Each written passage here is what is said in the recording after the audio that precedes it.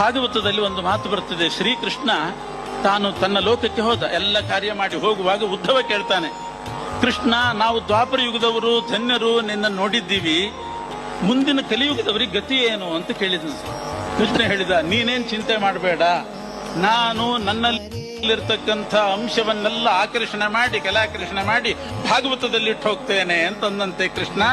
ಅದಕ್ಕೆ ಭಾಗವತವನ್ನ ಶ್ರೀಮದ್ ಭಾಗವತಾಖ್ಯೋಯಂ ಪ್ರತ್ಯಕ್ಷ ಕೃಷ್ಣ ಏವಹಿ ಅಂತಾರೆ. ದ್ವಾಪರ ಯುಗದವರಿಗೆ ನಾನಿದ್ದೆ, ಕಲಿಯುಗದವರಿಗೆ ಭಾಗವತ ಅಂತಂದ. ಹಾಗೆ ಸತ್ಯಪ್ರಮೋದ ತೀರ್ಥರು ಬೃಂದಾವನಸ್ಥರಾಗುವಾಗ ಶಿಷ್ಯರು ಕೇಳಿರಬೇಕು, ಸ್ವಾಮಿ, ನಾವೆಲ್ಲ ನಿಮ್ ಜೊತೆಗಿದ್ವಿ, ಮುಂದಿನವ್ರ ಗತಿ ಏನು ಅಂತ ಕೇಳಿದ್ರೆ, ನನ್ನಲ್ಲಿರ್ತಕ್ಕಂಥ ಎಲ್ಲ ಅಂಶವನ್ನು ತೆಗೆದು ಒಂದು ಕಡೆ ಇಡ್ತೇನೆ ಅಂತ ಸತ್ಯಾತ್ಮ ತೀರ್ಥರಲ್ಲಿ ಇಟ್ಟು ಹೋಗಿದ್ದಾರೆ. ದೇವಲೋಕದ ದಿವ್ಯ ಚೇತನ ಭೂಮಿಗಿಳಿದು ಬಂದರಂತೆ ಸ್ವಾಗತವು ಹೇಳೋ